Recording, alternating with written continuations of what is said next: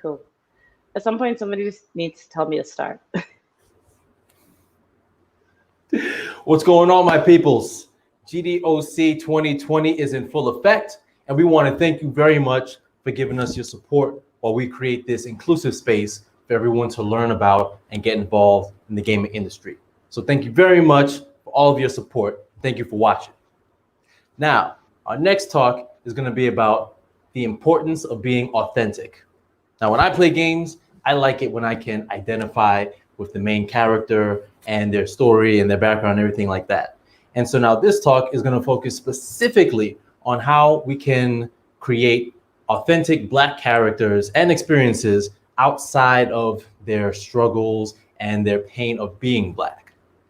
This speaker has previously worked at Free Lives and currently works at Nyamakop as a producer and in business development.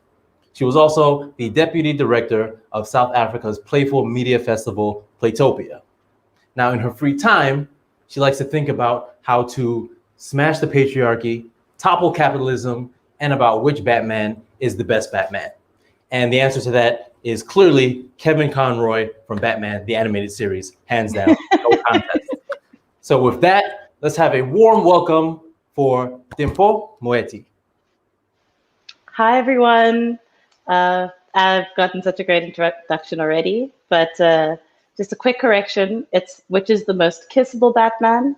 And the answer is obviously Val Kilmer's Batman. Not the best Batman, but he's definitely the most kissable. Okay, let's get serious. So I'm going to be talking about the importance of being authentic and the commodification of Black pain. And what this talk is really going to be looking at is the ways in which people of color, particularly Black people, because obviously that's what I'm the best versed in, and Africa are viewed through pop culture lens, the problems with that, and what I think we should be doing to sort of combat those issues. So let's do a quick introduction. Yeah, I'm the producer and business developer for an indie studio called Nyamakop. What we do is we make African-inspired games for a global audience, which is really very exciting and fits in very strongly with the theme of my talk today. So I'm primarily talking about the Black experience because of who I am, but for any other people of color who feels cut off and alienated from their culture, their heritage, and what makes their race or ethnicity incredible, this talk is also for you. So I'm going to jump right in, and the first thing I'm going to talk about is how Africa is currently perceived in pop culture. If I'm very honest with everyone, this talk is basically just a Trojan horse for me to talk about my love and obsession with the multitudes that Blackness holds. So let's have some fun. So if we look at how Africa is generally perceived, it's usually, as we call them, townships, it's poverty, it's struggle, it's mud huts. I remember the first time, not the first time, but one of the few rom-coms that I'd watched, there was a moment, I think it was called He's Just Not That Into You, where they literally had Black people sitting in front of mud huts in this fake African language, clicking away about how he forgot your mud hut number. And while I always knew rom-coms were disappointing, I did not expect them to disappoint me like that, and definitely not a Hollywood blockbuster at a point where Google existed. So generally with Africa, we're always seen as in poverty. There's mud huts, there's poor but very happy African children, and there are a lot of animals, and just wilderness everywhere. And the truth of the matter is that it perpetuates the stereotype and idea that Africa, even in 2020, is still a dark continent, is still a continent where you can explore where there's nothing there. But it's very inaccurate and kind of insulting because there is so much more to this continent. We have cities, we have high-speed internet, we have Uber, we have all the accoutrement of developed nations. I mean, you know, when the World Cup FIFA bribery scandal broke out, a lot of the Western nations said it was just it was the small African nations that were doing the bribery and had all the corruption. But I personally didn't know that Germany was a small African country, apparently. So, I mean, beyond how Africa is portrayed as this poverty-stricken, dark continent of jungle and wilderness, there's also how Black people in general are portrayed in popular culture. And the through line that has become the connective tissue for all people of color, whether it's on the continent of Africa or the African diaspora, both in the United States and in Europe, is this through line of pain and how Black pain has become increasingly commodified within pop culture, which is understandable. The first thing is that in an effort to get people to empathize more with the plight that Black people face, capitalism has ended up commodifying everything about our pain. So too many of our stories are about the pains and the struggles of being Black. If you're looking at historical stories, it's always about the horrors and the pain of being Black, such as 12 Years a Slave. Even set in the present, our current stories also have that through line of pain. Incredibly exciting, new and interesting stories such as Atlanta, Sorry to Bother You, The Last Black Man in San Francisco, also have this through line of pain and struggle and how difficult it is to be Black, where it's starting to feel like the totality of our stories are of pain. And I've definitely seen a lot of people say that you can't have a character of color in a story, in a game, unless it's directly talking about the struggles of systemic racism or individual racism, or the systemic struggle of being Black, which I think is such a horrible perversion of what we're actively trying to do. And sadly, and this is not a problem with my slides, too often Black people are wholesale cut out of futuristic stories as well. A great example of this is a comic book called The Legion of Superheroes by DC, where they had 15 or like 10 or 15 superheroes. It's set in the 31st century, and not a single one of those heroes is Black. Not a single supporting character is Black. None of the background characters in any of the comic books are Black, to the point where even in the early 2000s, the justification we were given in story was that there was a planet that disappeared and reappeared every 50 years where all the Black people were, to explain how there were no Black people at all in the 31st century. And for me, that's incredibly galling. I will, however, shout out Star Trek, which is the luxurious space communism we all want, where they've had people of color in prominent roles and diverse characters, Black characters, since the very beginning. So thanks to them, but more stories need to be about that. And this ties in quite nicely with what the goal of Nyamakop is, right? So as I said earlier, we make African-inspired games for a global audience, but one of the focuses is on authenticity. We want to create Afrofuturistic stories that celebrate and highlight the plurality of the thousands of African cultures and heritages, and imagine them in the future. How do they change and grow? And so right now, if you look at my slides, I have 3 African cultural wedding outfits from the present. On my left-hand side, which is the beautiful yellow wedding dress, it's the Isipedi people. In the middle, it is my own personal cultural heritage. It is the Sesotho people and our cultural blankets. And we have the Igbo tribe from Nigeria and their traditional wedding outfits. And the specific reason I've chosen these 3 images is to show how, even in the present, our cultures and that the way that we show them through our clothing has changed and continues to grow. We need to think about the cultures in the same way and start imagining, how would these cultures grow? How do the important stories and lessons we learn, how would those impact the future and impact how our cultures would be in the future? What kind of technology would we get from that? What kind of cities would we get from that? And I think that that's like a vitally important part when it comes to telling African stories. I am one of the biggest Black Panther fans out there, but I do think that there is a huge value in not simply Wakandifying our cultures, because once again, what that does is it takes these disparate cultures, these disparate beliefs, it meshes them all into one, and it perpetuates the idea that there is one correct way to be Black, that there is one correct way to show our culture, like there is one way of Blackness. And I think that that is another thing that capitalism has done that actively keeps us down.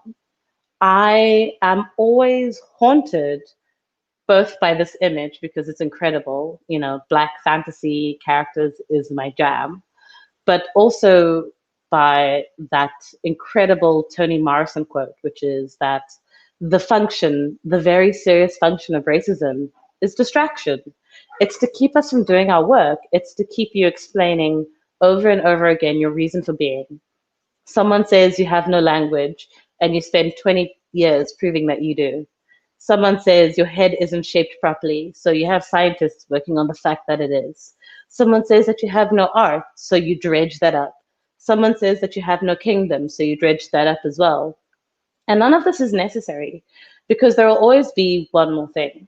I think it is vitally important that we spend time showing the plight and we actively fight against the systemic racism and violence that we have in our countries currently, that we acknowledge and understand the systemic violence that has been perpetuated on Black people all over in history to understand where we are now. But I think that that can't be the only thing we need to do. I think a big part is also actively imagining Blackness in the future. What do we want Blackness to be? What is that aspirational future we aspire to, that we actively want to be a part of? And that's where games come in. That's where Afrofuturistic and African science fiction comes in, where we stop spending so much time proving our humanity and our pain, and we start actively asking ourselves, how do we love ourselves and the multitudes we have within Blackness without having to prove anything to whiteness, without having to be close to whiteness to gain that respect, and simply respect and love ourselves for our cultures and for our heritage.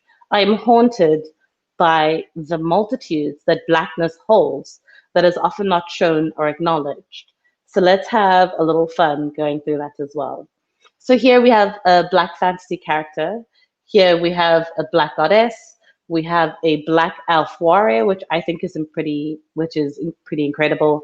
I am a giant D&D nerd, and I love fantasy games. And I think it's important that we start actively seeing ourselves in these fantastical settings as well. Anytime anyone says there needs to be more reality in fantasy, you should just kick them in the face, because it's all about that tower fantasy, the importance of seeing ourselves represented, not just through the struggles and the pain, but represented in fantasy, represented in pop culture, in superheroes, because we have Black geeks, and some Black geeks can definitely get it. We have Black goths, and I think that should be celebrated and be a part of the type of stories we tell as well.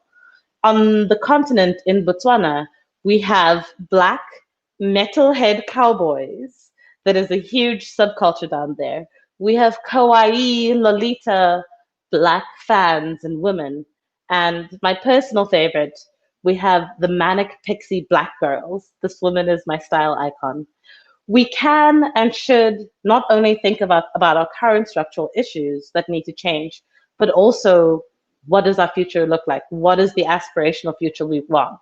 How do the games we make affect the small Black kids and show them that we do not need to conform to one way of being Black? We need to get rid of the idea of coconuts. We need to get rid of the idea of acting white.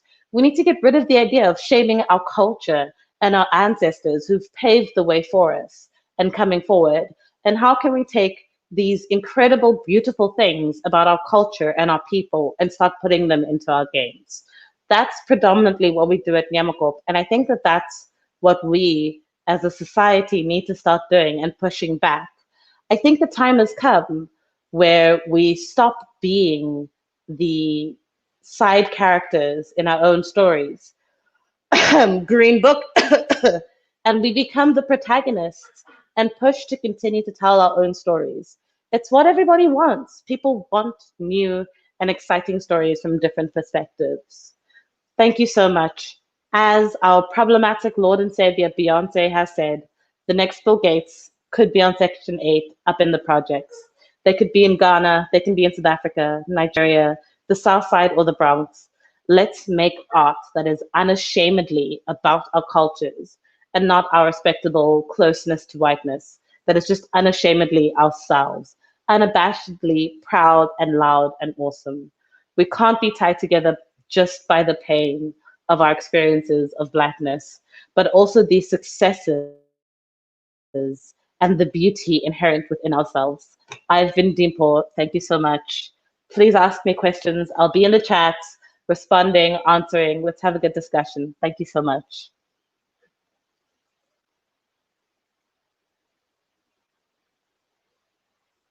This was the speech that I wanted to hear. I'm a big fan of our stories in the sense of they shouldn't be about pain and struggle, but they should be about the things that we enjoy. Because I mean, I want to see a game where you get to make like jollof rice, and then you have like different. Yes. There's like my parents are from Ghana, and we have the best jollof rice. I want to see a game where the Ghanaians and the Nigerians are facing off. They're like cooking mama, and I want to see jollof mama.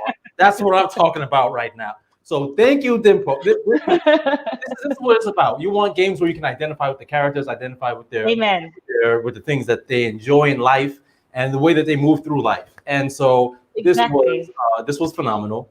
Thank you, Dimpho. Thank you so much. It's been great. This has been amazing. If you are watching this, I just want to say that Nigerian jollof rice might be better, but I'm not saying that to start a fight or anything. No. I want to come back next year. You have started a fight. If you are watching this and you're in the comment section, I want you to comment. Comment 1 if you like Ghanaian jollof rice. Comment 2 if you like Nigerian jollof rice, and then everything else doesn't really matter. But all I'm saying is that Ghanaian jollof rice, number 1, comment, share, like, post your pictures of your dishes on Instagram, hashtag GDOC 2020. That's what I'm talking about. Look, I'm just saying this because I came to GDOC last year and I had to do it from home again. And then this year, I have to do it from home. So if I start this fight, you'll have to fly me out to New York so you can grab me by the hair and fight me about the jollof rice. I got you. Hashtag Team Nigerian jollof rice. Let's go. Okay. Well, keep it up. Keep it up. I'm gonna tell you what. Comment section. All y'all in the comments. Tap 1 for Ghanaian jollof rice. You're gonna see just a stream of ones, and there's gonna be a 2, and then 1, 1, 1, 2. So, but thank you very much. Thank you so much for having me. More than welcome. If you're watching this, share, like, comment. Thank you for your support. This has been the importance of being authentic. Keep it locked in because we got much more where this came from.